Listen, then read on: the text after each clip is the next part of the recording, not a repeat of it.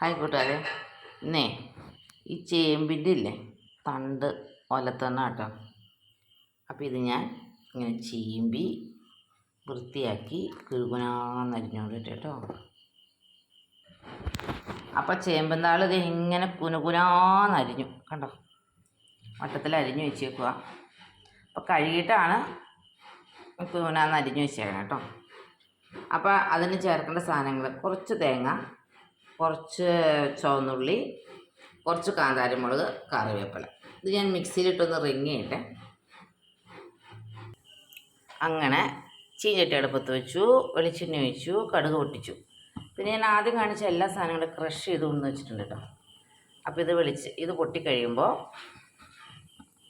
പൊട്ടാനിച്ച് സമയം എടുക്കുന്നുണ്ട്. ഈ ചേമ്പിൻ്റെ ഉണ്ടല്ലോ, കടയിലുള്ള കഷ്ണമൊന്നും എടുക്കരുത്.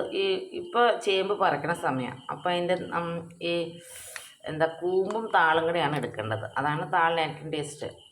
അപ്പോൾ അങ്ങനെയുള്ള താളെടുക്കണം കേട്ടോ. അപ്പോൾ കടുക് പൊട്ടിക്കഴിഞ്ഞു. മഞ്ഞപ്പൊടിയും ഉപ്പും ചേർത്ത് ഞാനിവിടെ താള് വെച്ചിട്ടുണ്ട്. ഇങ്ങനെ ഇടാൻ പോകും. ഈ അരപ്പും ക്രഷ് ചെയ്തതും ഇതും എല്ലാം ഒന്നിച്ച് വയ്ക്കണം. എന്നിട്ട് ഇളക്കിയിട്ട് വേണം എല്ലാം എടുത്ത് കേട്ടോ. അപ്പോൾ അതെല്ലാം കൂടെ കൂടി ഇളക്കി ഇനി സ്ലിമ്മിലിട്ടിട്ട് മൂടി വെക്കട്ടെ കേട്ടോ.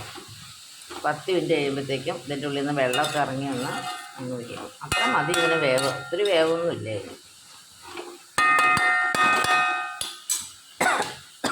അപ്പോൾ മൂടി വെക്കട്ടെ കേട്ടോ. അങ്ങനെ ഇത് വെന്തു. ഇനി എന്നാ വേണ്ടതെന്ന് അറിയാമോ? ഇനി അങ്ങോട്ട് ഒരു 5 മിനിറ്റ് മൂടി വെച്ചാൽ കിട്ടും. ഇനി എല്ലാം പറ്റുന്ന വരെ വലിയ തീയിലങ്ങ് നന്നായിട്ട്. ഇപ്പോൾ ചേമ്പിന്താൾ ഒലത്തിയത് റെഡി. ഞാൻ അടുത്ത വീഡിയോയുമായി വരുന്ന.